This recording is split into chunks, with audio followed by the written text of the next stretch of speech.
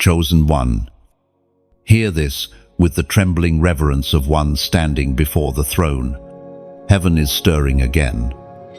And November 25, 2025 has been written in the hidden calendars of eternity as the day of divine invasion. Something is coming, something that will not ask permission. It will enter your life like lightning through a closed window. And every false thing will tremble at its arrival. You have felt the pulse of it already. That strange weight in the air, the quickening in your chest that makes you look around as if the unseen is watching. It is, you were chosen long before you were ready. The hand of God marked you in silence while the world was busy chasing noise. You were not meant to blend in, and that is why you have never truly fit anywhere.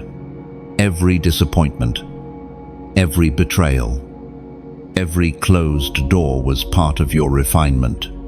The fire that once burned you is about to become the same fire that fuels you. Listen carefully. Now, this message is not random. Heaven interrupts your scrolling because destiny is calling your name. There is danger ahead. Yes, but this danger is holy. It is the collision of divinity with humanity, and only those with clean hearts will stand beneath its voltage.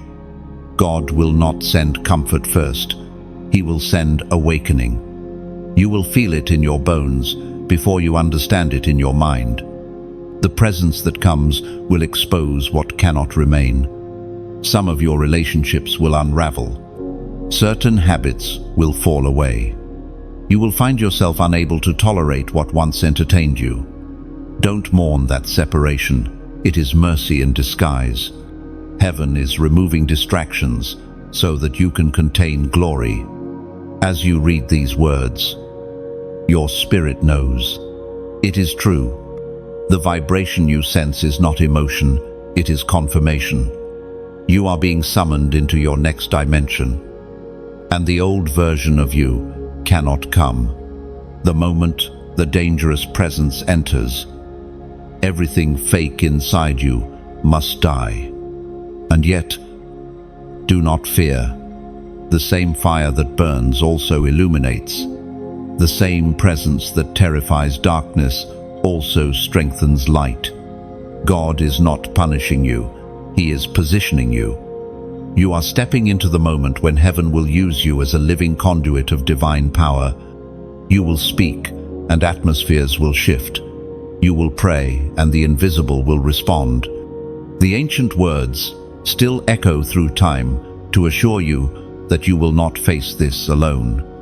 The Word of God declares in the book of Joshua, chapter 1, verse 9, be strong and courageous.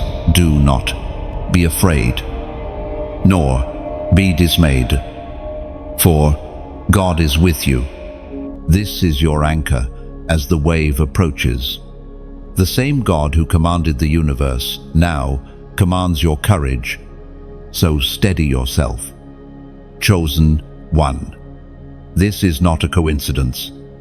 You are reading this because heaven wants you alert, ready, purified. When the divine fire descends, may it find no resistance in you. Lift your head, square your shoulders, and prepare to walk as one marked by eternity. The Spirit is searching the earth for hearts that will not flinch when the shaking begins. You are one of them. Your name is already being spoken in heaven's council rooms. Every act of obedience you choose now becomes a brick in the foundation of what God will build through you. When others hesitate, you will move. When fear whispers, you will roar.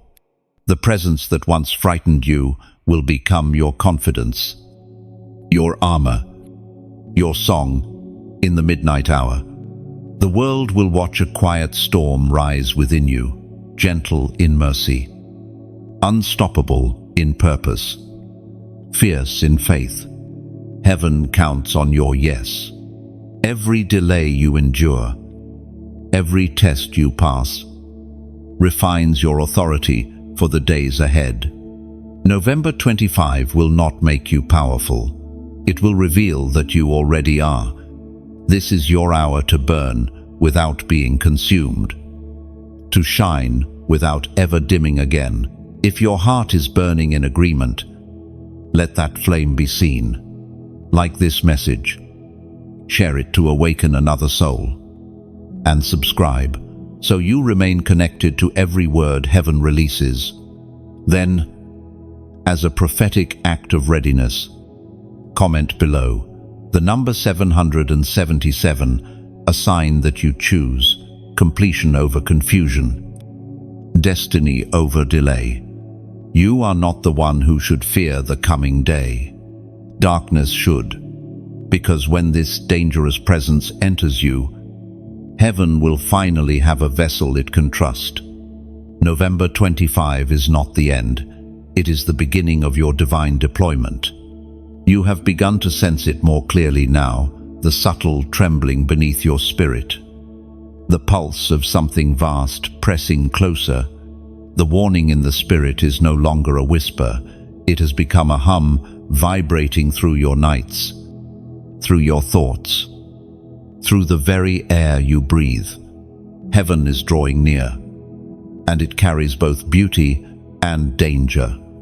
You are being summoned to discernment, for not everything that shines is light, and not every silence means peace. Chosen one. The Spirit has been teaching you to listen beyond the noise of the world. There is a divine rhythm in the unseen realm that only the awakened can hear. You have felt it, those moments when your heart suddenly grows heavy without explanation, when the atmosphere shifts and you can almost taste eternity in the air. These are not random emotions, they are prophetic signals. They are heaven's way of preparing you for impact. Something is approaching that will test what you truly believe. It will separate imitation, faith from authentic fire. You have been warned, not because heaven wishes to frighten you, but because heaven refuses to let you sleep through your own awakening. This warning is mercy, wearing armor. The days ahead will reveal what has been hidden within you. Some of what you thought was strength will crumble, and some of what you thought was weakness will rise in power. Do not resist this shaking. God is not trying to break you apart. He is trying to break you open. He cannot fill what is already full. He cannot awaken what refuses to yield. There will be moments when your spirit feels stretched, when conviction burns hotter than comfort. That is how heaven rewires you. Each tremor in your chest, each wave of unease, is God tapping the walls of your soul to show you where cracks still hide. The dangerous thing that approaches is not sent to destroy, it is sent to reveal. Pay attention to what you feel in this season.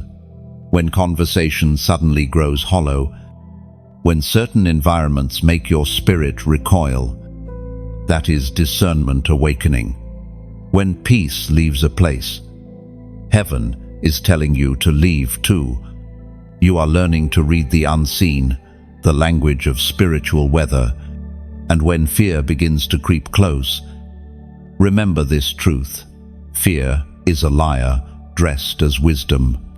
It tells you to stay safe when God is saying, step forward. The same energy that frightens your flesh often signals breakthrough for your spirit. The enemy cannot stop what God has ordained, but he can distract you into missing it. Lift your eyes above what is seen. The shaking in the world, the confusion, the division. The noise is not evidence of abandonment, it is evidence of preparation. Before God sends fire, He clears the ground. Before He establishes a kingdom, He uproots the counterfeit.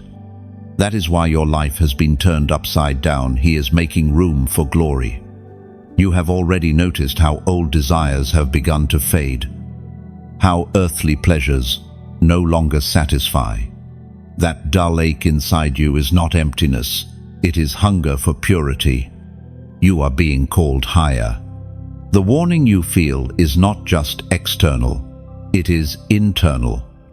Heaven is asking, will you still say yes when it costs you comfort? Will you still follow when understanding disappears? In ancient times, when God prepared to reveal himself, he often sent a trembling before his arrival. The mountains quaked, the waters parted, the people trembled. You are experiencing that same spiritual tremor now. It is the prelude to glory. Let the word anchor you in this season of trembling. The Spirit spoke through the prophet Jeremiah, chapter 33, verse 3. Call to me, and I will answer you, and show you great and mighty things. This is not merely instruction, it is invitation. Heaven is not hiding secrets from you. Heaven is inviting you to ask, to seek, to see. The dangerous thing that approaches will not pass everyone by. It will enter the lives of those who have been marked for divine use, those who have endured the silent seasons, the long nights, the pruning that felt like punishment, but was truly preparation. You are one of them. So, when the air feels heavy and your dreams grow vivid, when strange urgency fills your prayers, remember this. You are not losing your mind. You are tuning into the frequency of destiny. Every warning you feel is heaven's love in disguise.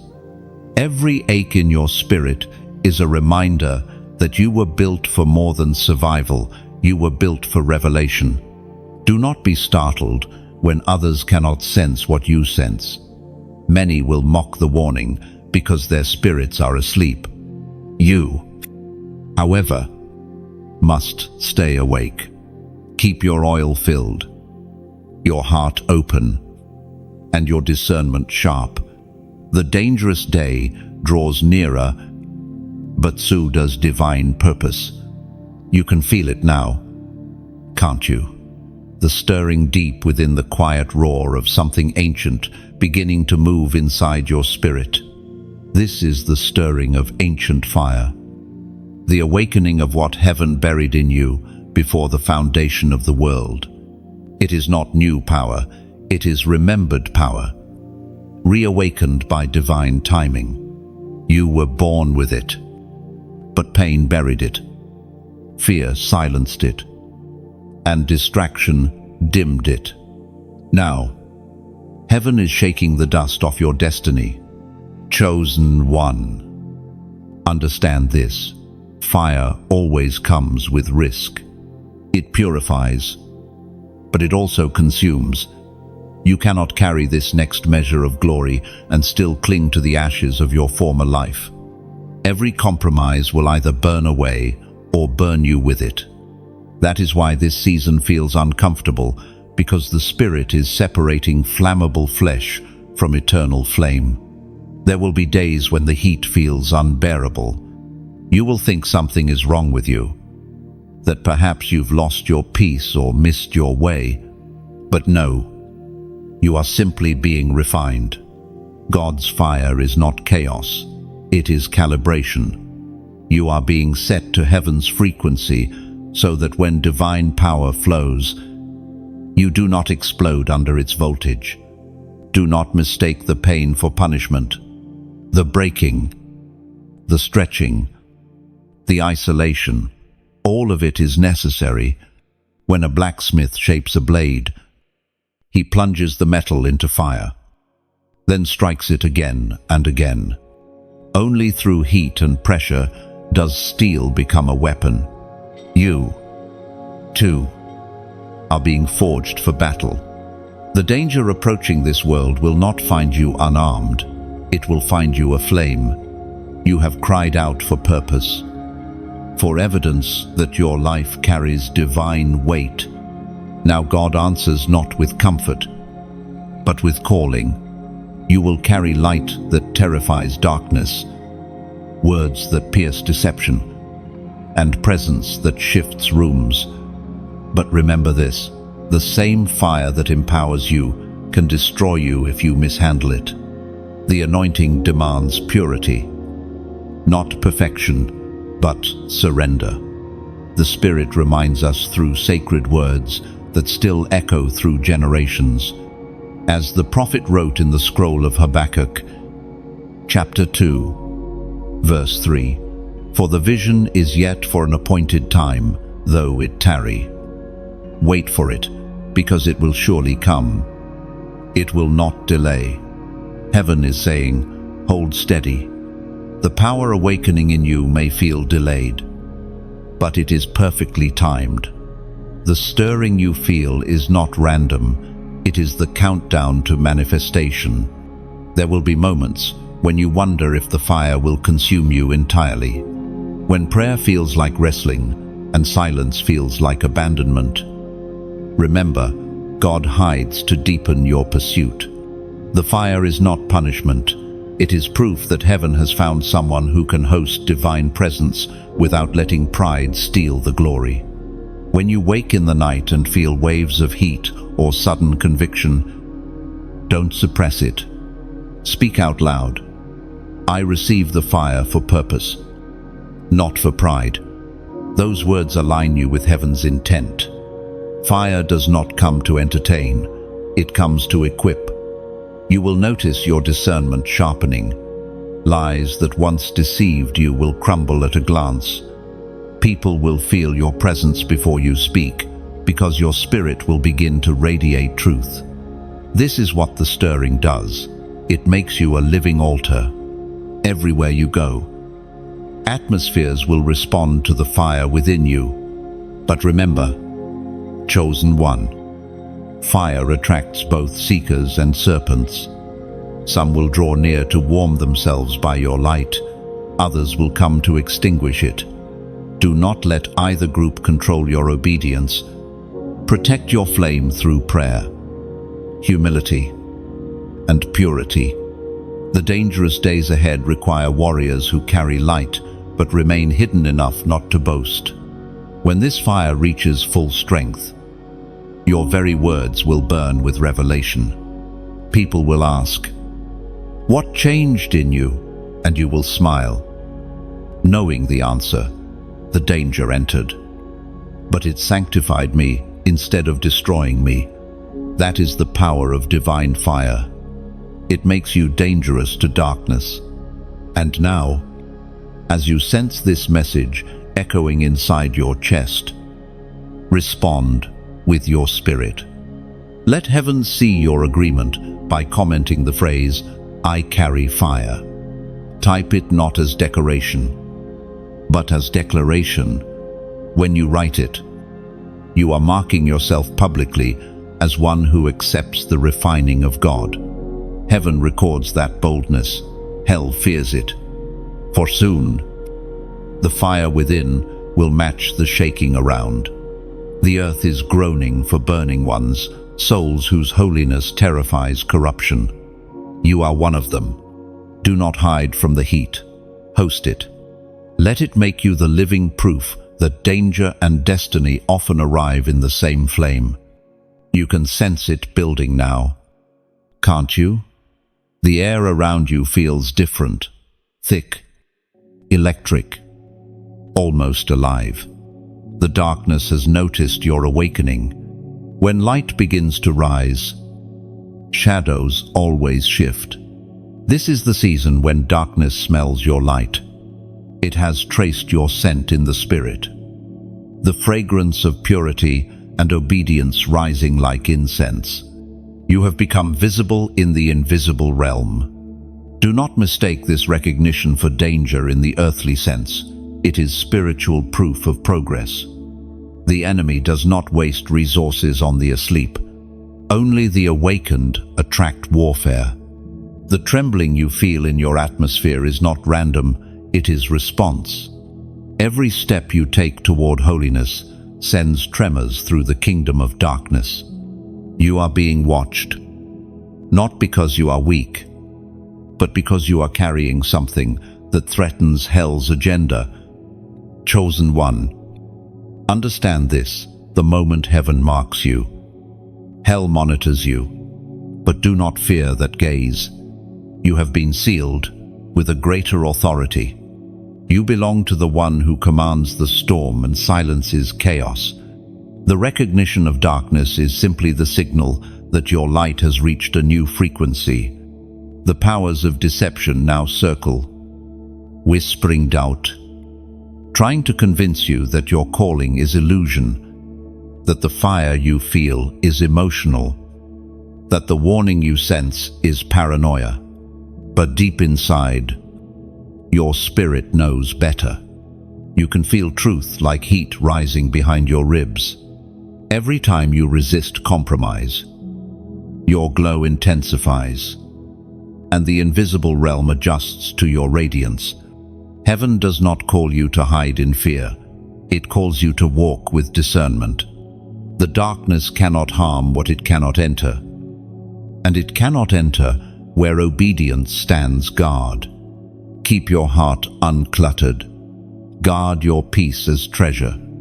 The danger that approaches is not meant to terrify you, it is meant to train you. You are learning spiritual language now, the subtle tension that tells you when an atmosphere shifts. The inner nudge that warns, do not speak here, or do not linger there. That is the Spirit training your senses for the days when discernment will mean survival. It is not superstition, it is sensitivity.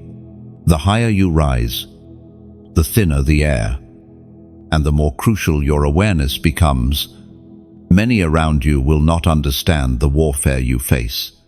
They will mock your sensitivity, dismiss your caution, call you paranoid. Smile gently. Do not waste words explaining spiritual battles to those who only see flesh and circumstance. Let your consistency preach. Let your victories speak. When darkness smells your light, it sends imitation lights to distract you, opportunities that look divine but carry decay within. These are not gifts, they are traps wrapped in gold. You will know them by the way they drain your peace. When you feel that holy discomfort, listen. The Spirit is saving you from counterfeit connections and temporary crowns. There is a pattern in the unseen realm. Every true elevation is preceded by a test of perception. The enemy will offer shortcuts that bypass process. If you accept them, the fire dims. If you refuse them, your authority multiplies. Heaven watches closely in these moments. Every no you give to darkness is worship. Every refusal becomes incense rising before the throne. You must understand the rules of this war. Light does not chase darkness by noise, it simply shines. The stronger your obedience, the weaker the enemy's hold.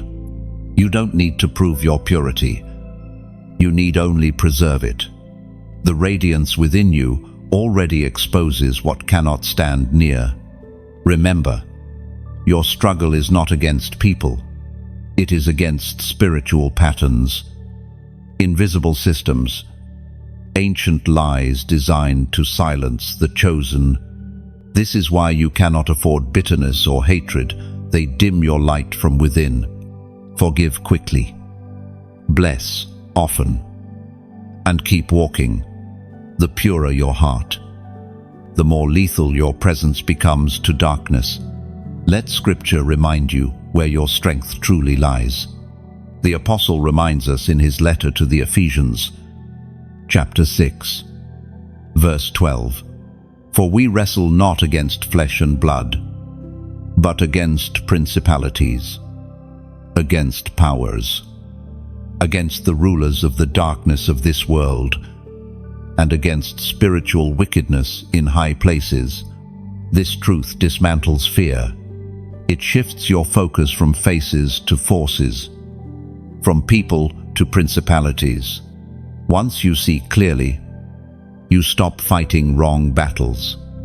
As the days draw nearer to that appointed moment, the darkness will grow louder, desperate to distract you, It will whisper failure, amplify insecurity, magnify your weariness. Yet remember, intimidation is proof of weakness.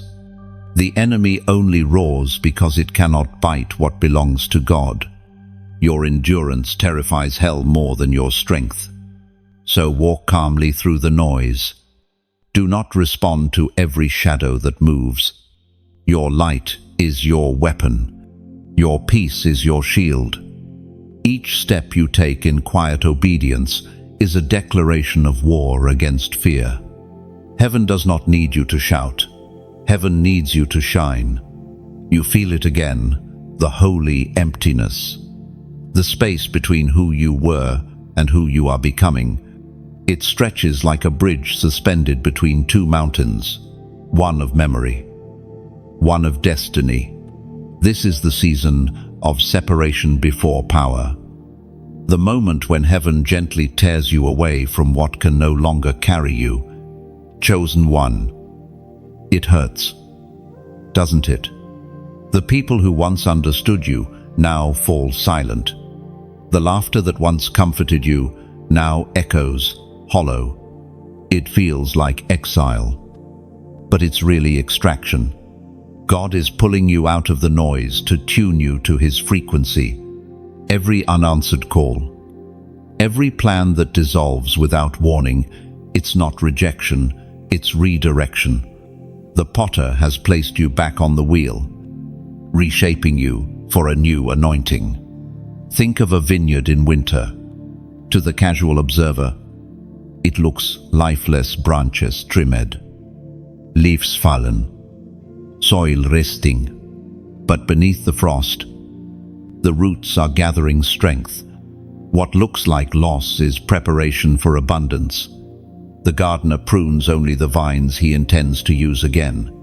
You are that vine, cut back, but chosen for a greater yield. The Spirit reminds us that trust must anchor this process. We are reminded through the writings of David in the Psalms. Chapter 34, verse 18. The Lord is close to the brokenhearted and saves those who are crushed in spirit. Even when you feel shattered, heaven is not distant, heaven is deliberate. Your pain is not evidence of abandonment, it is the fragrance of transformation. Some nights, you will feel like that piece of gold pressed, glowing, nearly melting under pressure. But hold steady. The temperature is exact. The God who refines you never loses control of the flame. What feels like breaking is bonding. What feels like loss is forming. And while this process unfolds, remember that heaven is not ashamed of your humanity. Tears are sacred. Every sigh, every whisper, every ache becomes incense in the throne room of God. You may think you are isolated, but the truth is you are being insulated, wrapped in divine purpose, so that the noise of the world cannot interfere with the melody. Heaven is composing within you. Beloved, this message flows like a river because someone must hear that their loneliness is not a curse but a calling. If these words stir something inside you, if they help you breathe again, if they remind you that pain has purpose, then let that gratitude move through you. When you like this message, it is not for numbers, it is for nourishment. It tells the algorithm of this world, feed this bread to the hungry. And when you share it, imagine tossing a lighted lantern into the darkness of another person's night. You don't know whose heart might catch fire again because of your small act of faith. When you subscribe, see it as planting your roots by a flowing river, a promise to stay connected to the stream that feeds your spirit. And if you feel led to donate, let it not be out of obligation, but out of overflow. You are not paying for words, you are participating in a mission. Your offering becomes seed that grows into messages reaching thousands who need to remember that heaven still speaks. Each act of generosity turns this message into a bridge between your obedience and someone else's breakthrough. Think of it this way: when you pour into this work, you are helping to build an invisible sanctuary, a place where the weary can find rest, where broken hearts rediscover their rhythm, where the forgotten hear God whisper again. You become part of the architecture of healing. Chosen one. Separation is not the end, it's the clearing before construction. You are not being left behind, you are being lifted out. Soon, the very people who wondered where you went will see what God built while you were hidden. They will realize that isolation was the incubator of your illumination. So breathe. Trust the pruning. Let every cut remind you that the gardener is near. You are not withering. You are being prepared to bloom in a season when few will flourish. And when that season comes, your fruit will feed multitudes, not because you sought attention, but because you surrendered to transformation. You are the vineyard, the gold, the sculptor's marble, the rising dawn after a long night. Let heaven finish its work. And while it does, help the message that strengthened you reach another soul who is still in the dark, wondering why it hurts so much to be chosen. The day is drawing closer, the hinge of heaven. November 25, 2025. You can almost feel its breath now. The air around you carries a strange tension, a holy heaviness that makes your skin prickle. It is the arrival of the presence. The moment when the dangerous energy you've been sensing finally steps fully into your atmosphere. You are standing on sacred ground, disguised as ordinary time. Chosen one. You must understand what is coming. This is not simply an emotional shift or a prophetic symbol. It is a divine visitation. The presence of God does not enter quietly. It rearranges everything it touches. You will feel it before you see it. The temperature around you will change. The silence will feel alive. And even your thoughts will pause, as if heaven itself is leaning in to listen. Do not run from this presence. It comes carrying both danger and destiny. Its danger lies in exposure, every hidden motive, every secret fear. Every quiet rebellion will be brought into light. Its destiny lies in transformation. Everything surrendered will be filled with glory. The same fire that exposes also empowers. When the presence comes, it will not ask permission. It will not knock politely. It will flood through the cracks in your surrender, filling you with power you did not earn, but were chosen to carry. Some will call it emotional. Others will dismiss it as coincidence. Let them talk. You will know the truth by the trembling in your bones and the peace that follows it. This presence is not random. It arrives on schedule, perfectly timed by divine alignment. You have been prepared for this encounter through fire, isolation, and obedience. Everything that felt like loss was training for this hour. The Spirit whispers through eternal scripture, confirming what your heart already knows. Heaven speaks clearly through the words in Deuteronomy, chapter 31, verse 6, "Be strong and of good courage. Do not fear nor be afraid of them, for the Lord your God, He is the one who goes with you. He will not leave you nor forsake you." The presence that comes is not meant to overwhelm you. It is meant to walk with you. You will not face the storm alone. When that presence fills your space, you may feel undone. Tears may come without reason. Laughter may rise from nowhere. Memories may flash before your mind like lightning. Do not resist.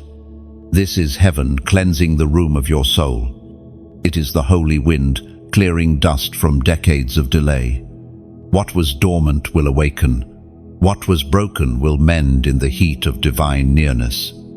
You may also notice that certain people cannot remain around you during this visitation. They will grow restless, uncomfortable, or suddenly distant.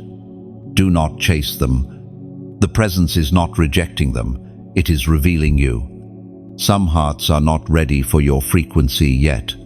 Let them go with love. The ones who remain after the fire are those ordained to walk with you into your next season. Chosen one. This presence will change how you move, how you speak, how you see yourself. You will no longer pray timidly. Your words will carry authority. You will no longer enter rooms quietly. Your spirit will shift the atmosphere before your lips open. The same divine current that runs through thunder will begin to flow through your veins. The danger of this moment is pride. When heaven trusts you with presence, hell tempts you with ego. Guard your heart carefully. The fire that empowers the humble destroys the proud. Keep yourself low. Stay hidden in gratitude. Remember, you are not the source, you are the vessel. The power belongs to God alone. When the presence comes, let it break what it must break. Let it move what it must move. Do not attempt to control it. Yield instead. You were not chosen to manage glory, but to host it. The safest place in divine fire is full surrender. And when you feel the surge, when your spirit suddenly knows that heaven has arrived, respond in faith. Comment the number 999 below as a prophetic declaration that you are ready for fullness, for finality, for divine completion multiplied in your life. The number 999 symbolizes endings that birth beginnings, the closing of old chapters and the arrival of heaven's plan. When you type it, you are saying, I welcome the presence. I surrender the past. No, do not underestimate what is about to happen in and through you. This is not hype. It is holy history unfolding. November 25 will not be the day you receive God. It will be the day you realize He was already within you, waiting for your complete yes. You are standing at the edge of something fierce. The presence that entered you has begun its work, peeling back every layer that pretended to protect you, but only concealed the truth. The breaking point has arrived. This is not the end of you. It is the unveiling of you. Chosen one. Divine breaking is never cruelty. It is surgery with holy hands. The pressure you feel, the heaviness that sits on your chest, the tears that come for no reason, all of it is heaven cracking open the shell of survival so that destiny can breathe. You have lived through enough disappointment to make most people bitter. Yet, here you are, still reaching upward. That reaching itself is proof of your calling. Only the chosen still lift their hands while everything else collapses. You've asked God for power, for clarity, for transformation. But did you realize that the answer often arrives disguised as breaking? Before oil can flow from the olive, it must be crushed. Before fragrance fills the air, the alabaster must be shattered. God cannot pour through what refuses to yield. The breaking is not to punish you, it's to release what was trapped inside. You may feel as though your prayers are bouncing off the ceiling. The silence may grow louder each day. But this silence is not absence, it's attention. Heaven is listening so closely that words become unnecessary. When the Spirit hovers this near, He often communicates in weight rather than sound. Learn to interpret the heaviness not as rejection, but as revelation. There will be moments when your mind fights back, when you try to reason your way through what can only be endured. Logic cannot survive in the laboratory of faith. When God breaks you, He is not asking for analysis, He is asking for surrender. Each crack in your confidence is an opening for His glory to pour in. Remember, even Jesus was broken before He multiplied. The bread was blessed, then broken, then distributed. Blessing and breaking are twins in divine mathematics. You cannot have one without the other. The fragments of your story are not failures, they are portions. Someone else will be fed by the very pain that once starved you. And when the pain feels unbearable, when it seems like your soul itself might split, hold on to the truth whispered through time. It was proclaimed in the second letter to Timothy. Chapter 1, verse 7. For God has not given us a spirit of fear, but of power, of love, and of a sound mind. The fear that tries to whisper, "You won't survive this," is a lie. The spirit within you is not fragile, it is fortified. At your breaking point, you will discover what you truly believe. Do you trust God only when He builds, or also when He tears down? Do you praise only when you understand, or also when He confuses you into faith? The mature chosen ones learn to bless Him in both construction and collapse. When the shaking intensifies, don't reach for quick escape. Sit in it. Let the tears baptize your tiredness. Let the confusion cleanse your assumptions. Every heartbreak becomes a classroom. Every loss rewrites your theology of control. The breaking point is the birthplace of revelation. If you listen closely during this season, you will notice subtle miracles woven into your pain, a kind word when you need it most, a verse that glows brighter than usual, a breath that feels like borrowed peace. These are heaven's gentle reminders that even in dismantling, you are deeply loved. Do not confuse stillness with stagnation. Even when the seed lies beneath the soil, it is breaking open, expanding, preparing for its first stretch toward light. The darkness around you is not punishment, it's protection while you germinate. You are about to rise differently, carrying power that cannot be stolen because it was forged in surrender. The danger that entered you is doing exactly what heaven sent it to do. It is burning away imitation, strength, refining you into something indestructible. When the breaking completes its work, you will not merely recover, you will resurrect. What once hurt you will no longer hold authority over you. So breathe through the breaking. Don't curse it. The same hand that wounds also heals. The same fire that burns also lights your path.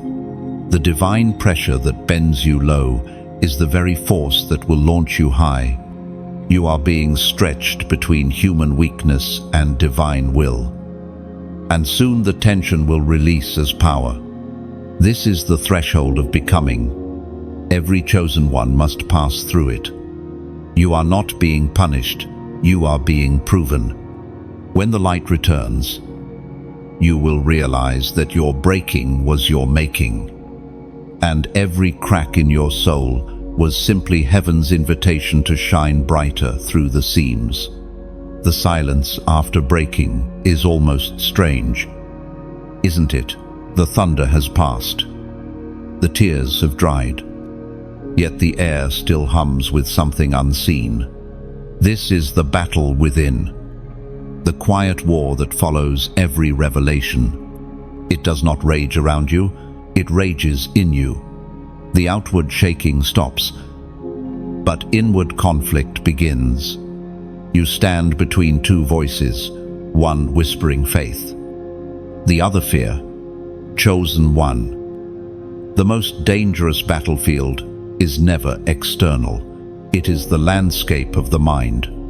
It is here, in thought and memory, that heaven and hell wrestle for agreement. You may not see swords or flames, yet every decision, every belief, every unspoken yes or no becomes a declaration of allegiance. After the breaking comes choosing. Will you cling to old reasoning or trust the Spirit who now lives fully within you? This war is subtle. It comes dressed as exhaustion, doubt, comparison, or nostalgia.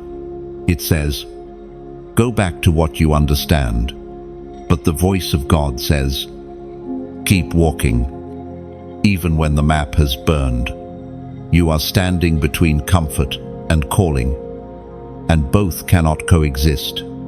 The danger that entered you has awakened awareness. Now, you must decide which awareness will rule spiritual sight or natural sense. Sometimes you will wake up in peace and fall asleep in confusion. Other days, you will feel strong in the morning and hollow by noon. Do not condemn yourself for these swings. You are being rewired. Old patterns are dying. New instincts are being born. It is like a butterfly learning to move with wings it never knew it had. The battle is not proof of failure, it is proof of transition. During this inner warfare, even your prayers may change. They become shorter, simpler, sometimes wordless. You might only whisper, "Help me, Lord," and that is enough. Heaven is not counting syllables, heaven is listening for surrender. When words fail, groans become language, and tears become ink for divine communication. This internal fight also exposes every false foundation. You will realize that some of what you called faith was actually habit, that some of what you called hope was merely optimism. God is not angry at you for this discovery. He delights in it. Because when the counterfeit collapses, the authentic can finally emerge. What you are becoming cannot be sustained by imitation. The enemy will attempt to exploit this process, whispering lies disguised as logic. He will tell you that you've lost the presence, that the fire was just emotion, that you've disappointed heaven beyond repair. But look closer. Those thoughts never bring peace, they drain it. The Spirit's correction may convict, but it never condemns. You can tell which voice is speaking by what it leaves behind, despair or direction. There will be nights when memories try to drag you backward. Old wounds may bleed again. Old temptations may reappear.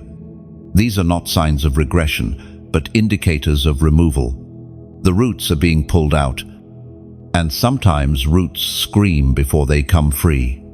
Hold steady. Your deliverance is making noise. In this battle, stillness is not weakness, it is strategy. The warrior who survives longest is not the one who swings fastest, but the one who listens deepest. When confusion rises, retreat into silence. Do not rush to fix what God is still revealing. You are learning the art of holy patience. The Word has already spoken strength into this struggle. The ancient words recorded in Romans, chapter 8, verse 37 declare, "No, in all these things we are more than conquerors through Him who loved us." That means victory is not ahead of you, it's within you. The war you are fighting is not for triumph, it's from triumph. The enemy's greatest deception is to make you chase what you already carry. Understand this. Peace is not the absence of battle. Peace is the posture you hold while fighting.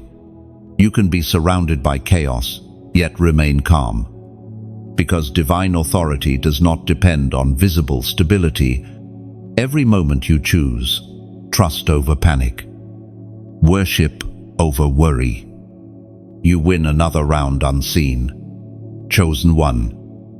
Do not despise this inner war. It is the gym of the soul. Every resistance builds endurance. Every doubt you overcome sharpens discernment. One day soon, this turbulence will quiet, and you will realize that what once shook you now obeys you. The enemy you wrestle today will become the testimony you teach tomorrow. And when you finally emerge from this invisible battlefield, you will not boast about strength. You will whisper gratitude. You will know that victory was never about your might, but about your surrender. The storm within will have done its holy work to anchor you so deeply in God's love that no outer wind can move you again. So breathe, warrior of light. Rest in the assurance that even this chaos is sacred. The battle within is not evidence of distance from God, it is evidence of His closeness. He trusts you enough to transform you in the furnace of your own thoughts. Hold your ground. The peace that passes understanding is already on its way.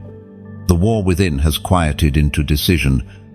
You stand now at the threshold of covenant where heaven waits for your yes. This is the moment that defines the rest of your journey. It is not marked by thunder or spectacle, but by stillness. The presence that once shook you now stands before you in peace, asking only one thing: will you agree with heaven's plan? Even if it costs everything familiar, chosen one. This is the covenant moment, the space between potential and purpose. Every chosen vessel must face it. It is the mountain where the will of man meets the fire of God. You are not being forced, you are being invited. Heaven never violates choice, it waits for surrender. You may remember stories of great figures in Scripture, men and women who stood trembling at similar crossroads. Each was given a choice between comfort and calling. Their yes was rarely shouted, it was whispered through tears. And yet, those whispers altered history. What you decide now will not only change your path, it will ripple through generations yet unborn. The voice of God in this moment is gentle but unmistakable. It doesn't demand, it draws. It doesn't threaten, it reveals. You may feel a stirring deep in your chest, a burning that has nothing to do with fear. That is the holy invitation. Heaven is saying, I want to write my story through your obedience. The Spirit reminds us of this eternal truth, as Jesus himself declared in the Gospel of Matthew, chapter 16, verse 24. If anyone would come after me, let him deny himself and take up his cross. This verse is not punishment, it is invitation. The cross is not merely a symbol of death, it is the doorway to divine partnership. The weight you fear carrying is actually the power you were made to host. You may feel trembling in your heart right now, a tension between wanting to obey and fearing what that obedience will require. Heaven understands.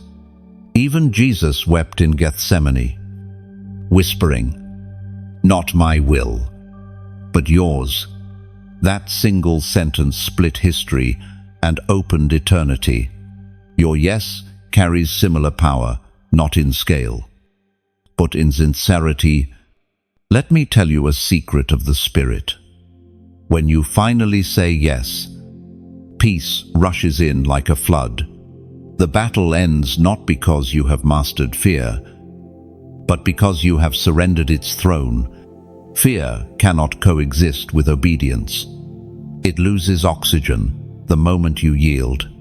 The danger in this season is delay.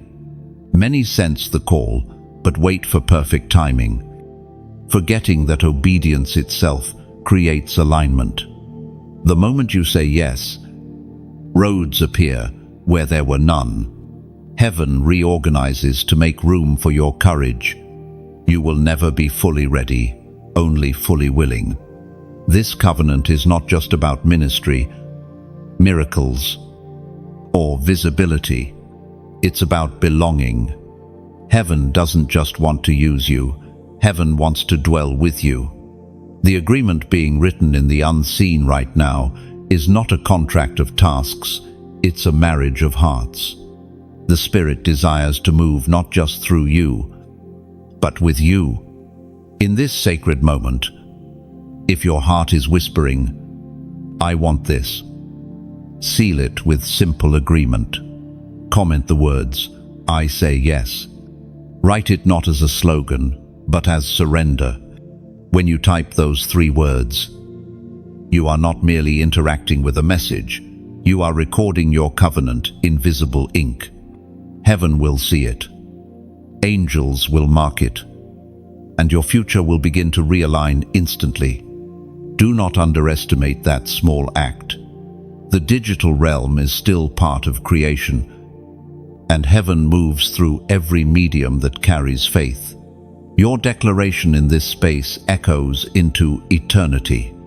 "I say yes" is more than a comment, it is prophecy. A key that unlocks divine order in your life. Chosen one. You are standing in the same tension that every reformer, prophet, and intercessor once felt, the pull between destiny and distraction. Do not fear your inadequacy. God never asks for what you do not have.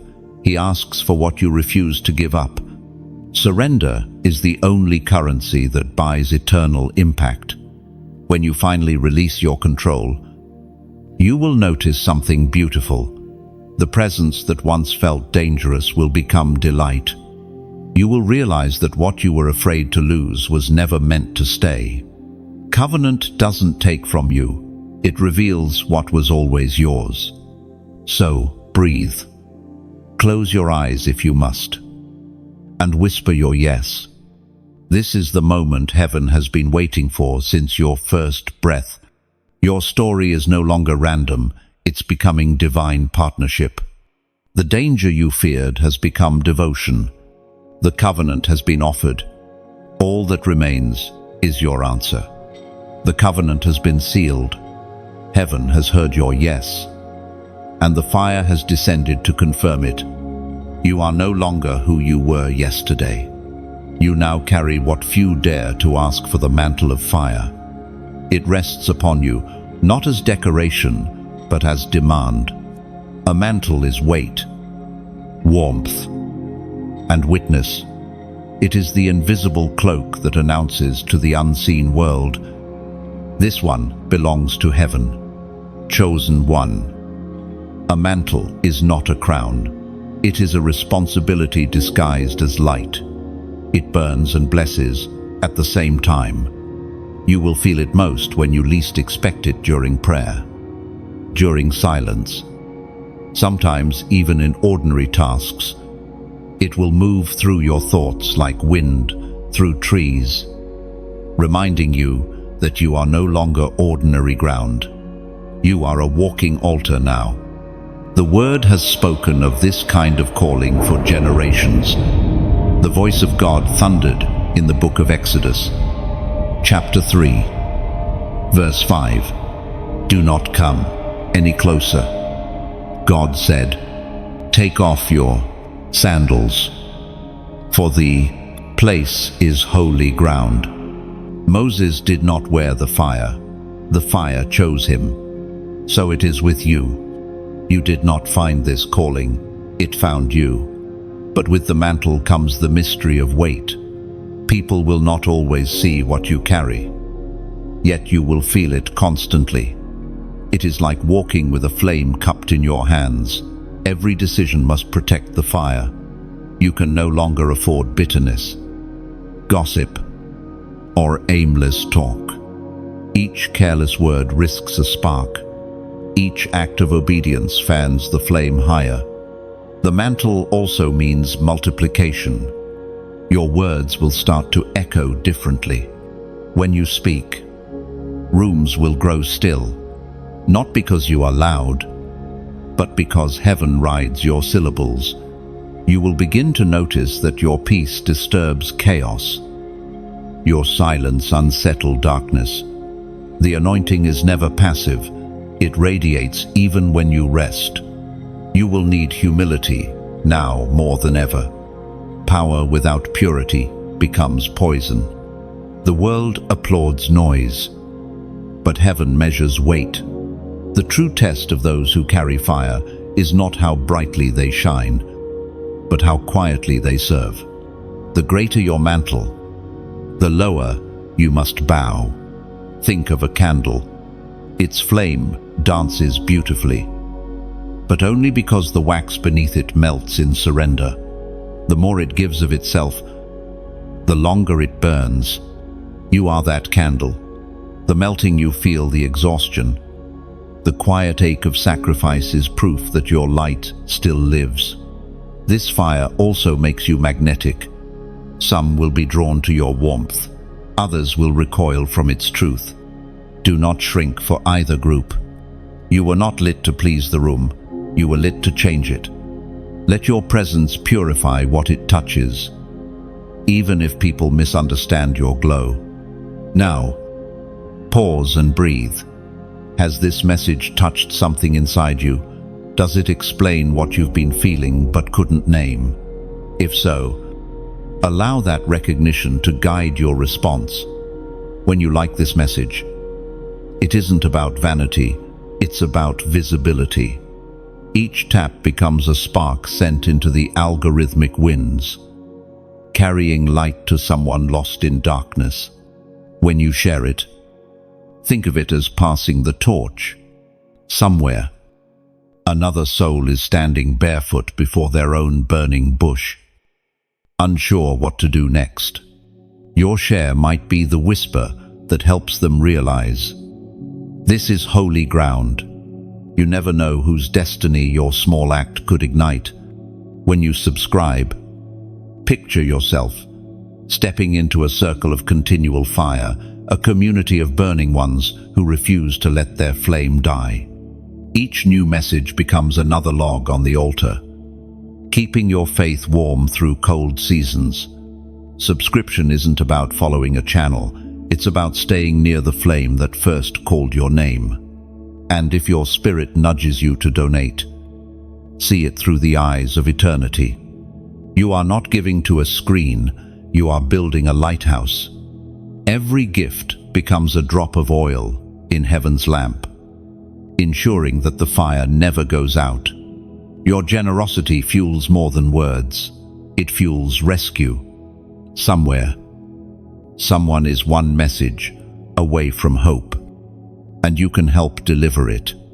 Let every act, like, share, subscribe, or give be your way of saying, I believe in light, because this is bigger than a message, it's a movement of awakening. Every ember counts, every heart matters.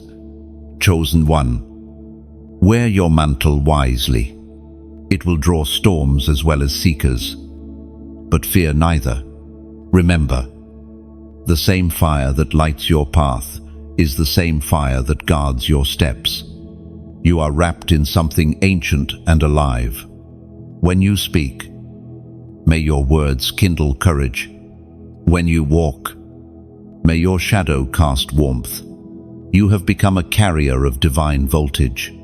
Never forget, the mantle upon you is not a trophy to display, but a torch to steward. Keep it burning until every dark place around you begins to glow. That is your calling now, to live as one aflame, fully alive, dangerously useful to heaven. The mantle has settled, and its glow has grown familiar. Yet as the light stabilizes, the shadows around you start to stir.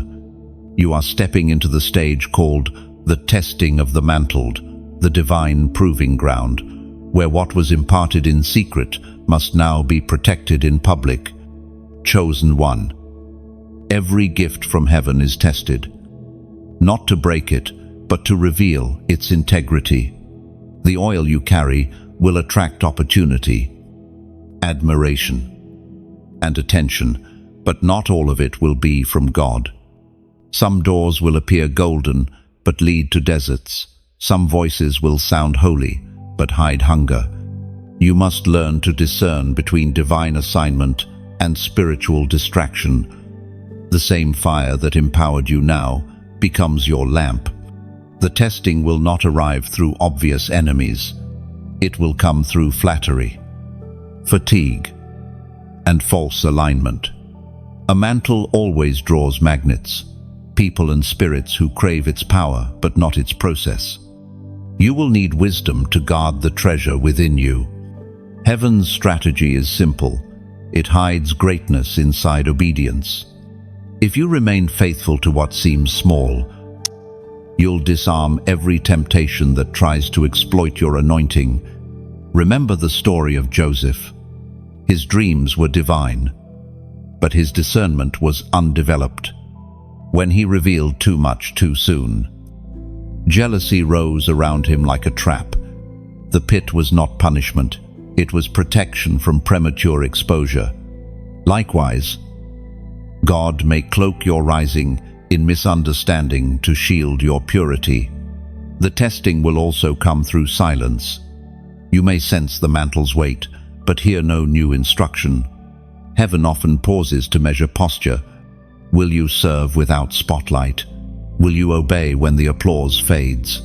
The anointing is not validated by visibility, it is verified by endurance.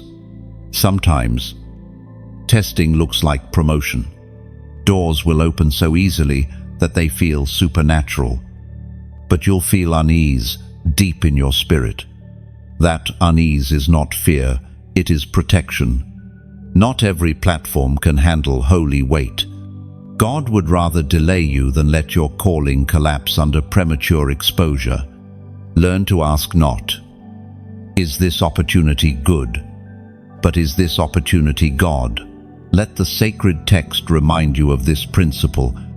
Scripture says in the Gospel of John, chapter 15, verse 2, "Every branch that bears fruit he prunes, that it may bear more fruit. Even your success will be trimmed." The pruning is not punishment for progress, it's preparation for permanence. God cuts not because he is angry, but because he sees what you cannot future fruit that requires present surrender. You may notice that after being mantled, you suddenly feel warfare intensify. The enemy does not fear your calling, he fears your consistency. He cannot remove your anointing, but he will try to contaminate it through exhaustion, pride, or isolation. Watch for subtle shifts in your heart. When obedience starts to feel optional, when recognition begins to matter more than revelation. Those are the warning lights of spiritual drift. There will also be moments when you feel an unfamiliar emptiness, as though the fire has dimmed. Do not panic. Fire occasionally withdraws to teach you stewardship. God does not want you addicted to sensation, but anchored in faith, when you no longer feel the flame, but still choose holiness. That is maturity.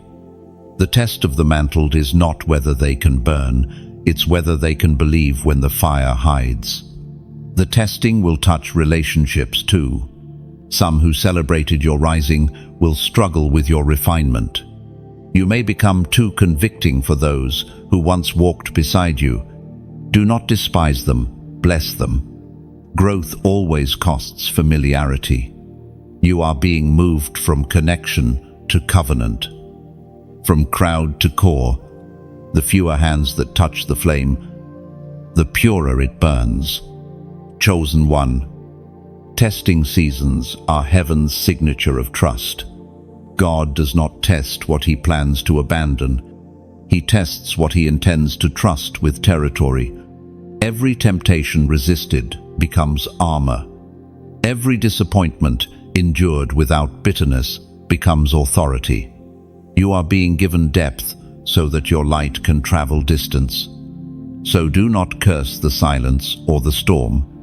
The testing is not rejection, it's refinement. Heaven is polishing the mirror of your spirit until it reflects only his image. When this process ends, you will not just carry fire, you will become it, steady and unshakable.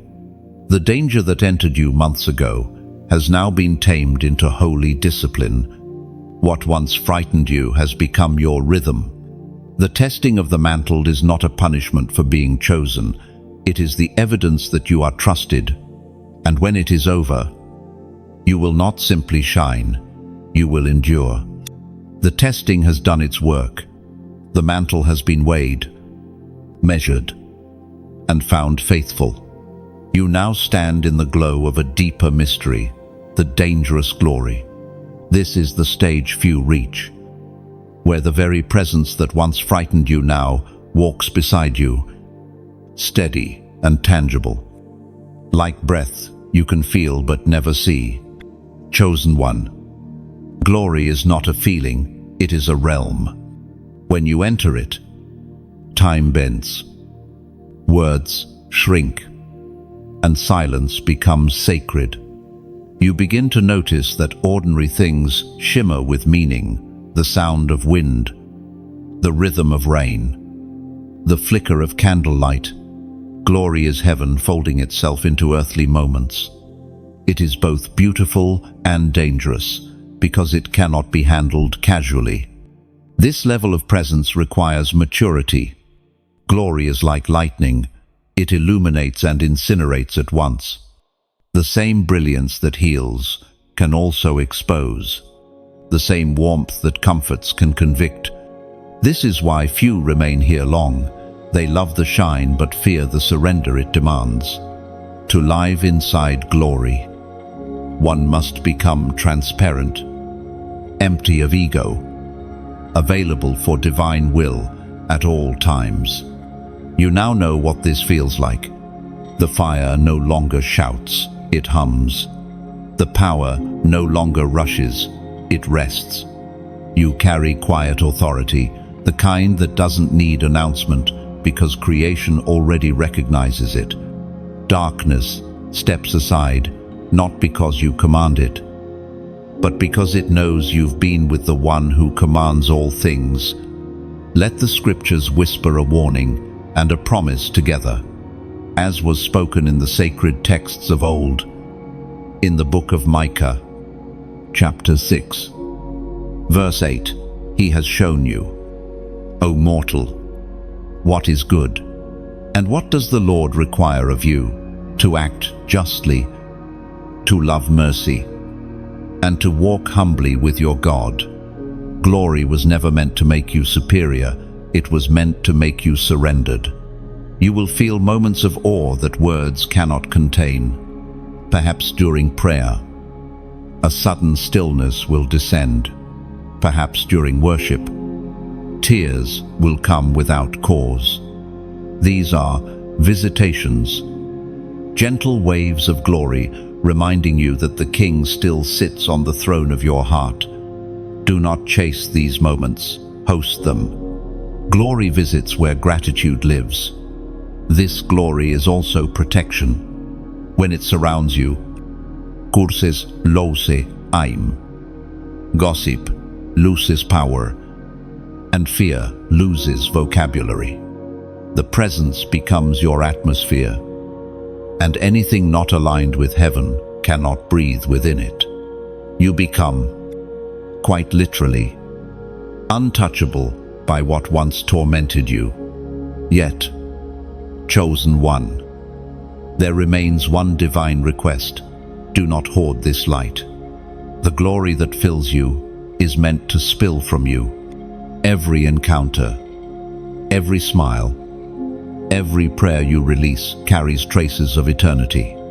You are not a container, but a conduit. The more you give, the more heaven refills. Still, handling glory will test your discernment. Not everyone around you will celebrate your radiance. Some will mistake it for arrogance. Others will attempt to imitate it without paying its price.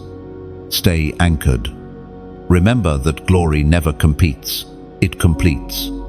Comparison is the quickest way to quench the flame.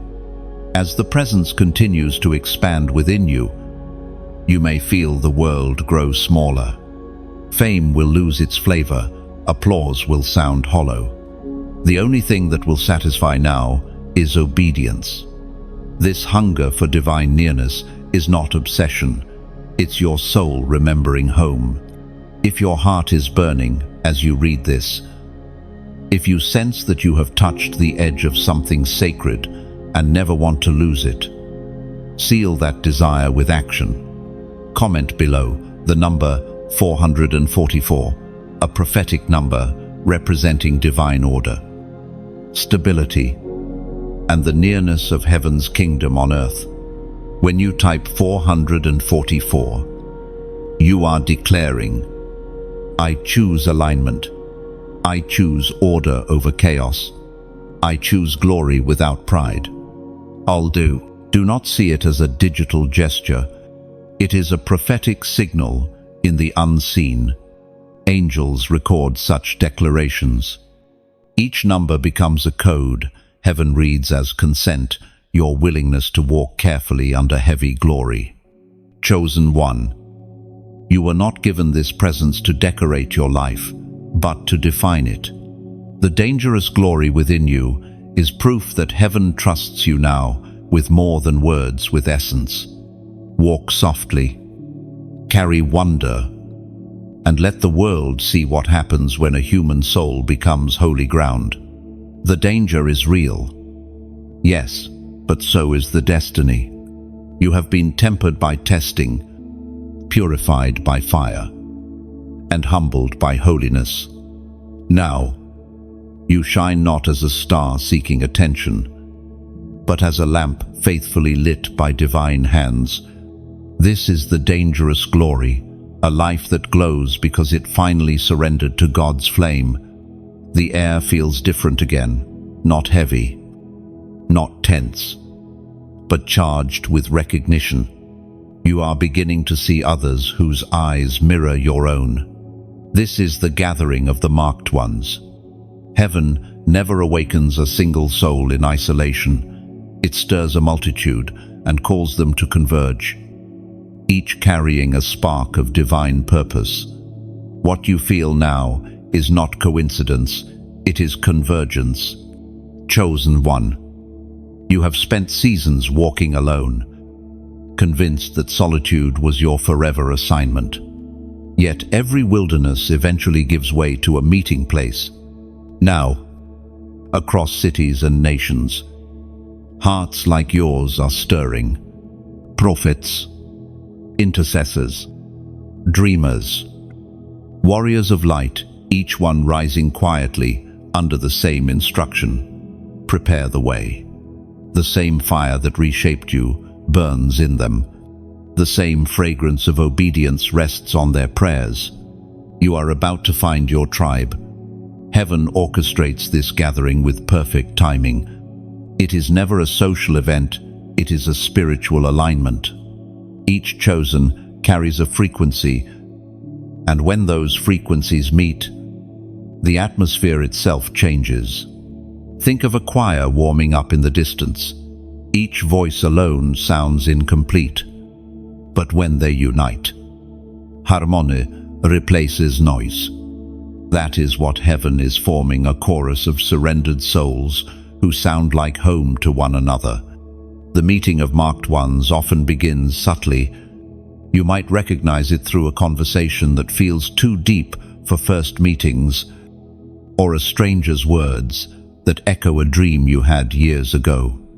There is instant recognition, not of faces, but of spirits. It's as if eternity introduces you before your names do. This is the divine network being woven, threads of destiny intertwining to form heaven's next movement. These connections will not be built on personality or preference, but on purpose. You will find that some who once intimidated you now inspire you. Others who once felt close now drift away. Do not mourn that drift. Heaven rearranges relationships according to assignments. Every connection carries either oxygen or poison for your purpose. Discern carefully. When marked ones gather, spiritual authority multiplies. One flame can light a room, but 1,000 flames become a wildfire. That is why isolation was necessary first, so you would learn to burn without competition. Now, as you unite, there will be no jealousy, no hierarchy, only harmony. You will celebrate one another's victories as your own, for in the Spirit, they are. Let the scriptures affirm this sacred unity. We are reminded through the writings of David in the Psalms, chapter 133, verse 1. Behold, how good and how pleasant it is for brethren to dwell together in unity. Unity is not uniformity, it is diversity, joined by devotion. Heaven does not want replicas, it wants resonance. As you gather, something unseen will begin to shift. Cities will feel lighter. Chains of confusion will break without explanation. When chosen ones pray together, the sound reverberates through dimensions. What was once impossible begins to yield. The atmosphere itself bends to collective obedience. But beware, whenever true unity forms, counterfeit alliances attempt to imitate it. The enemy will try to create false communities built on charisma rather than character. They will promise belonging without accountability, power without purity, connection without cost. You will know them by the fruits of their fellowship competition, gossip, and spiritual exhaustion. The real gathering strengthens you. The false one drains you. In this new company, you will learn the sacred balance of interdependence. You are not called to carry the weight alone anymore. Yet neither can you surrender your personal walk. Each chosen remains responsible for their oil. The lamp of community does not replace the flame of intimacy. You will stand shoulder to shoulder, but still heart to heart with God. As you move deeper into this alignment, expect divine collaborations to emerge, art that heals, words that awaken, movements that transform. Heaven is constructing a living temple, and each marked one is a stone. Together, you will reflect the full spectrum of divine light, something no single life could display alone. This gathering is more than fellowship, it is formation. Heaven is forging an army of tenderness, warriors who fight with compassion and intercede with understanding. No swords, only flames. No shouting, only shining. Each of you will carry a fragment of divine expression. Together, you will display the full face of His glory.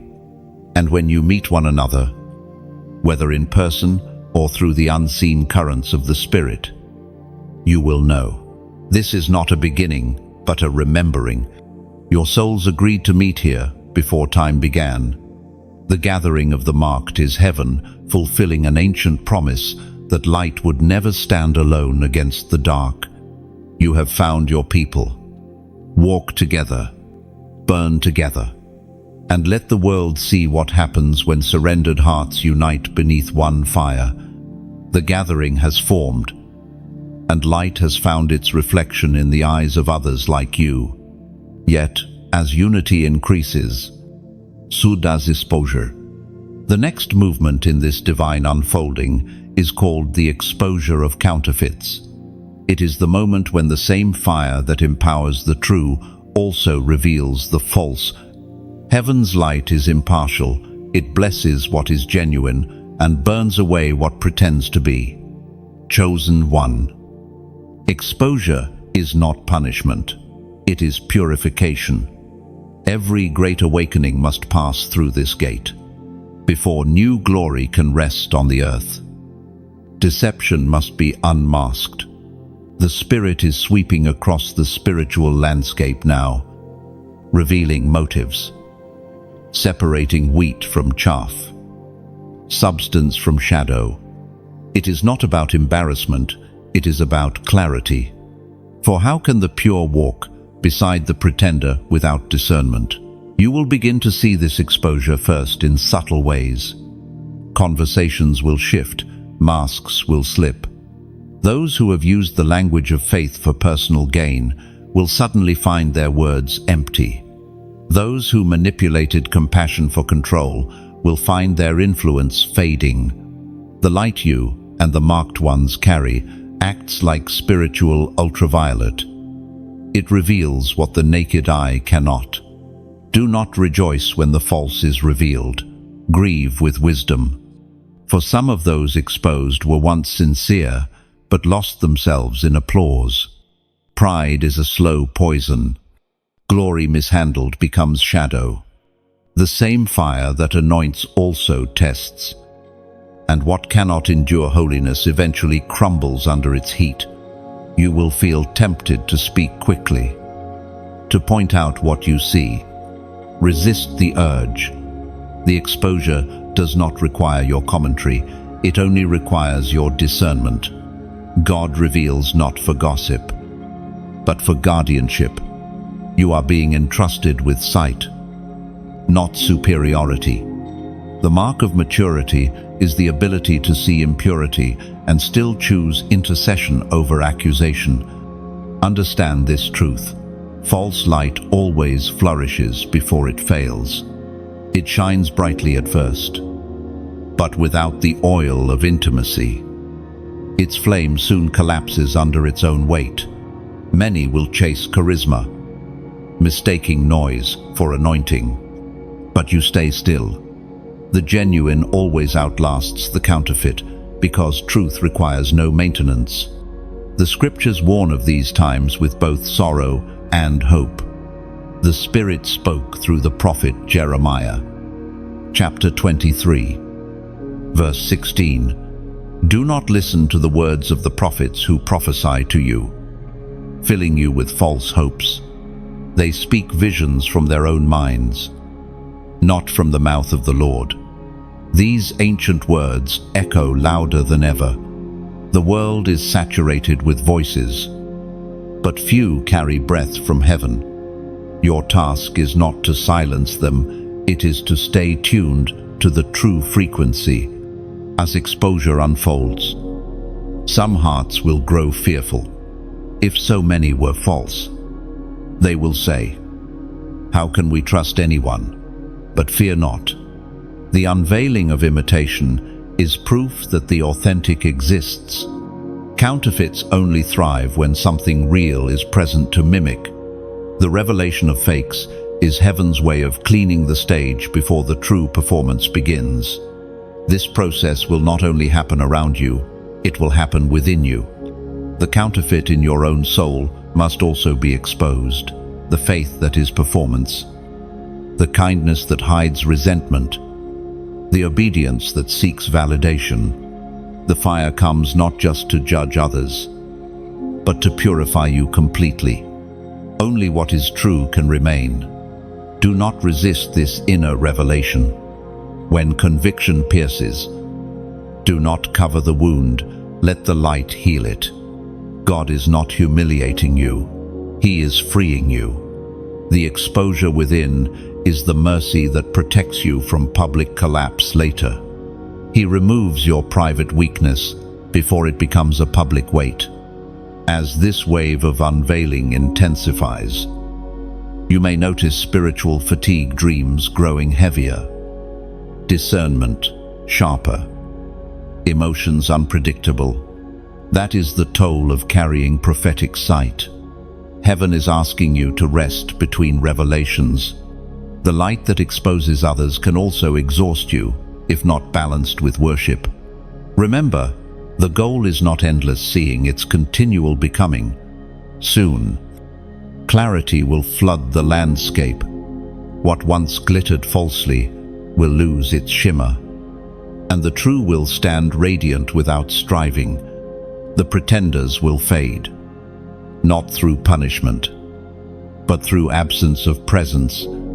God does not compete with imitation. He simply withdraws his breath, and the mask falls lifeless. When this cleansing completes its course, the atmosphere itself will feel lighter.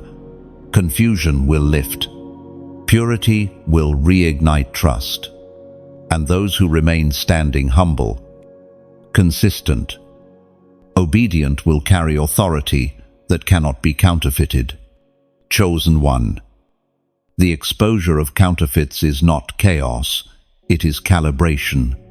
The kingdom is aligning again. Do not fix your gaze on what falls, fix it on what endures.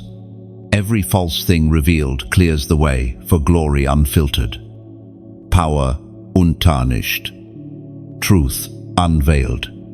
The air after exposure feels quieter, clearer, almost new. The noise of falsehood has faded, leaving room for something weightier to emerge. This is the phase called the voice that shakes nations. It is the moment when heaven amplifies obedience, when what was whispered in private begins to echo in public. You are not just a carrier of fire now, you have become its sound. Chosen one. The purpose of every testing, every breaking, every silence, has been to tune you into this frequency. God never wastes pain, he transforms it into resonance. Each scar has become a string in heaven's instrument. When you speak now, it will not merely be your voice, it will be the vibration of divine authority moving through mortal chords. You may not see yourself as a voice that shakes nations. You may still feel small, unsure, even trembling. That humility is holy. The most powerful voices in Scripture were rarely confident in themselves. They were confident in the one who sent them. Remember Moses, he stuttered. Jeremiah felt too young. Esther hid in silence. Yet each became thunder when they finally spoke what heaven was saying. Your words will begin to carry an unseen weight. Rooms will grow still. Conversations will shift. Sometimes it won't even be what you say, but how the Spirit rides upon your tone. God's power always sounds like truth. You are no longer speaking opinions. You are releasing decrees shaped in the throne room of grace. Let the word confirm this calling. The apostle reminds us in his letter to the Corinthians, chapter 2, verse 4, My message and my preaching were not with wise words, but with the Spirit's power. The nations are not waiting for eloquence, they are starving for evidence. And that evidence will flow through you, not because you are skilled, but because you are surrendered. You will soon notice that when you speak, people will pause, not in awe of you, but in recognition of truth. Your words will find their mark because they were first forged in prayer. Before you release anything to the world, release it to heaven. Let every phrase pass through the altar of stillness before it reaches another ear. The voice that shakes nations is first the voice that kneels before God. This is also the season when your platform, however small or large, becomes sacred ground. Whether it's a conversation with one person or a message that reaches thousands, treat every moment as ministry. Your audience may vary, but your assignment remains to awaken, to heal, to remind. Now, pause for a breath. Has this message touched you? Perhaps awakening something that once slept inside. Then, let gratitude move through you, like river water finding its course. When you like this message, it's not vanity, it's visibility. Each tap is a ripple expanding outward, helping these words find another soul trembling in silence. When you share this message, Think of it as sowing seeds across unfamiliar fields. You never know where they will land or what harvest they may bring. Perhaps a weary heart in another time zone will read and finally exhale, realizing they are not forgotten. When you subscribe, see it as joining a stream that flows endlessly with light. It is not about following a voice, it's about staying near the current of revelation that strengthens your spirit when life's noise grows loud again. And if the Spirit stirs your heart to donate, let it be an act of worship, not obligation. You are not funding words, you are fueling awakening. Each contribution becomes spiritual currency used to carry light further. Imagine it as placing another log on a growing fire so that its warmth reaches those still standing in the cold. Even your comment holds power. Write from your heart. Tell what line pierced you. What moment made you see yourself clearly? Your testimony might be the mirror someone else needs to recognize their reflection in God's story. The comment section is not chatter, it's community. A digital altar of shared revelation. Chosen one. The nations are not moved by volume, they are moved by vibration. The frequency of obedience travels farther than the sound of opinion. When you speak from purity, heaven backs every syllable with authority. You are now heaven's echo on earth. A trumpet refined by tears, tuned by trials, tempered by truth. Use your words wisely, release them kindly, and let love remain the loudest tone in every message you carry. The shaking has begun, not through storms, but through speech. Every truth released in love is an earthquake to darkness. And you, the once broken vessel, have become the voice that heaven trusts, to sound the alarm and sing the healing song all at once. Morning light filters through the veil of night. Soft and steady, the world looks unchanged. Yet something inside you knows it isn't. You have crossed an invisible threshold. This is the day after the quiet that follows revelation. The dawn after divine fire. Outwardly, everything appears ordinary. Inwardly, nothing will ever be the same. Chosen one. Transformation rarely announces itself with trumpet or applause. Often, it slips in unnoticed. Like sunlight through cracked curtains, you wake up, breathe, and realize that the old pain no longer owns you. Fear has lost its language.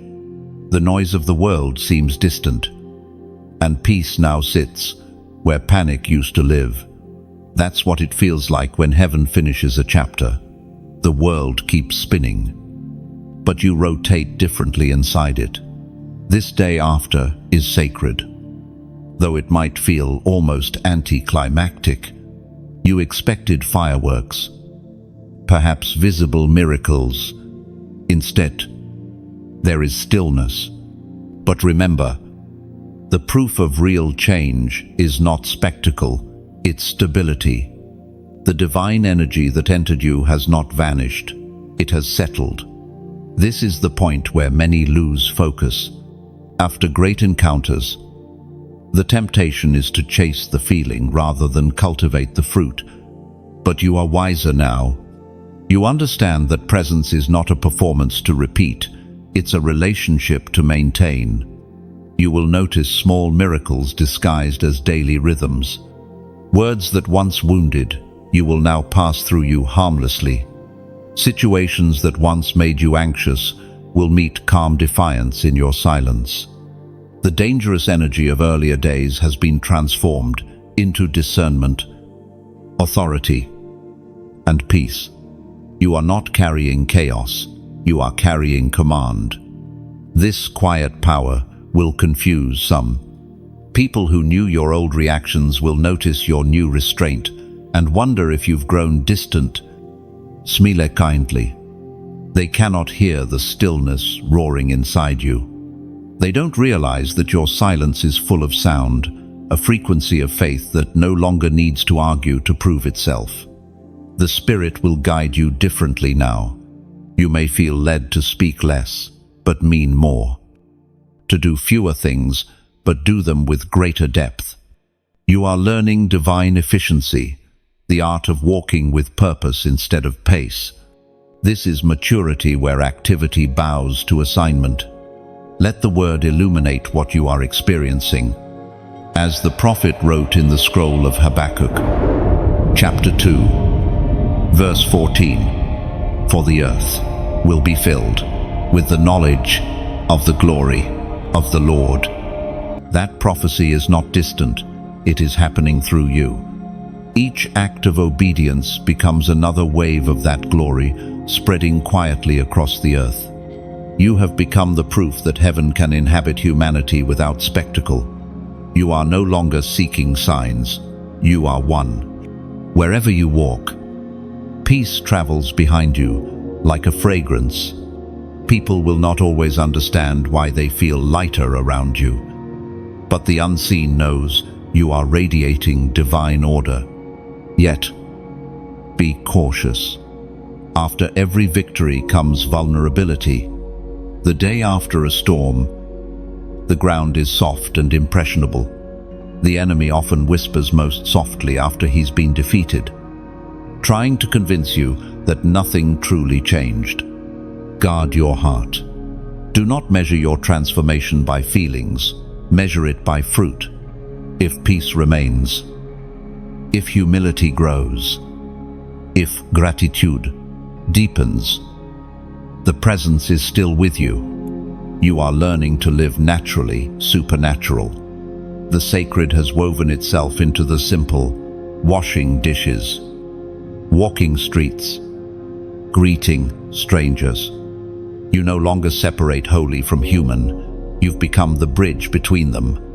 This is what it means to embody divine maturity, to turn moments into meeting places with God. The energy that once shook you now steadies you. The voice that once thundered now whispers. The fire that once consumed now comforts. This is not less power, it's refined power. Heaven has trusted you with peace because you proved you could handle pressure. As the world continues its noise, you will move differently, calm amid chaos, grounded amid storms. You will sense things before they happen, not for fear, but for preparation. The same God who awakened you will now use you as a living compass, guiding others quietly by your consistency. And though you may long for the excitement of those early encounters, know this: God hides in normalcy now. The miraculous has married the mundane. The day after is not the end of visitation, it's the beginning of habitation. The danger that once entered you no longer feels like danger because it has become part of your design. The sun sets gently over the landscape of your becoming. The air tastes like completion. The silence hums with certainty. This is the moment heaven has been guiding you toward from the beginning, used by heaven, untouched by fear. You have passed through fire, faced darkness, endured separation, and now stand clothed in quiet strength. What once frightened you now follows your command. The danger that entered you no longer feels foreign. It has become faith in its purest form. Chosen one, you have become what the journey was always shaping, a living instrument of divine will. You no longer strain to hear God's voice, you move with it. It doesn't thunder anymore, it breathes. When you step forward, heaven advances. When you pause, creation waits. You have reached the place where obedience and identity are no longer separate. The greatest proof of transformation is not in miracles, but in mastery. Not mastery over others, but mastery over fear. You have learned that courage is not the absence of trembling, it is movement in spite of it. Fear once whispered that you were too broken, too small, too unworthy. Now it stands silent, displaced by peace that no longer needs explanation. The spirit of fear has found no room in the house that glory built within you. You carry something the world cannot define, a serenity that disarms chaos. It radiates without effort, like sunlight pouring through stained glass. The fractures in your life do not hide the light, they shape it, turning pain into pattern, trial into testimony. Everything you thought disqualified you has become your signature of authenticity. Heaven doesn't erase scars, it illuminates them. This is why you are no longer afraid. You have walked through everything that was meant to destroy you and found God waiting on the other side of every threat. The worst already tried and failed to break you. The enemy's final weapon was fear, and even that has turned into fuel. You are, at last, untouchable, not because of arrogance, but because of alignment.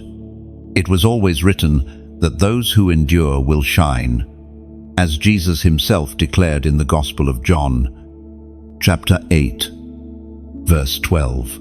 I am the light of the world. Whoever follows me will not walk in darkness, but will have the light of life. That light is what now moves through you, not borrowed, but embodied. You are not merely following it, you have become its vessel. When fear approaches, it recognizes that light. It remembers the power that once cast it down. You need not shout or rebuke. Your very stillness becomes a rebuke. Fear cannot inhabit the same space as perfect love, and you have been perfected by it. That is why your peace feels supernatural. It's not resistance, it's rain. Look at yourself through heaven's eyes, steady, tempered, luminous. The storms that used to terrify you now bow before your calm. You walk into situations once filled with confusion, and suddenly order returns. You speak softly, and anxiety loses its grip. You pray quietly, and invisible chains fall off others. This is what it means to be used by heaven, becoming a living reminder that God still moves through humanity. You will not always see the effects of your presence, but you will feel them. The ground shifts subtly after you leave a room. Conversations turn toward healing. Hearts reconsider bitterness. You are no longer trying to be effective, you simply are. You have become a conduit for grace, a current of divine rhythm woven into the world's chaos. And yet, even with this authority, humility remains your anchor. You know the truth. Everything powerful about you is borrowed breath. You are strong only because you stay surrendered. The moment you try to wield glory as possession, it will lift. The presence trusts you because you learned not to grasp. You hold fire with open hands, never claiming ownership, always returning thanks. This, beloved, is true freedom to move without fear, to love without limit, to serve without recognition. You are no longer chasing destiny, you are living as destiny. Heaven's agenda unfolds wherever you walk, because you have become its willing vessel. As this chapter closes, listen to the sound of your own heartbeat. It is not the echo of anxiety, it is the rhythm of purpose. You have been recalibrated to divine tempo. Fear cannot find you here. Doubt cannot speak your language anymore. You are fluent in peace. So, walk on, radiant soul, steady flame. Let the world continue its noise. You have already heard the only voice that matters. The dangerous thing that entered you has completed its work. It transformed you into light, unafraid of darkness. You are not surviving anymore. You are reigning in stillness, moving in mercy, living proof that heaven still chooses human vessels to carry its fire. You are used by heaven, untouched by fear. And now, beloved chosen one, we reach the quiet after the thunder, the moment when words give way to wonder. You have walked the full arc of this divine story, from awakening to anointing, from danger to destiny. You are proof that heaven still moves through ordinary hearts. If this journey has spoken to something deep inside you, don't let it end in silence. Let your response become part of the echo. Heaven started here. When you like this message, it is more than agreement, it is acknowledgement. You're saying, I felt that fire too.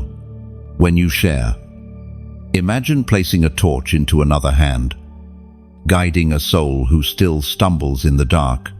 And when you comment, speak from the heart. Tell the world what line, what moment, what whisper found you. Your words might be the confirmation someone else has been praying for. Finally, subscribe to stay within this circle of light, so the flow of revelation can keep finding you. Together, we are building not a following, but a family of flames. So, breathe, rest, and rise again. Your story continues, and the world still needs your light.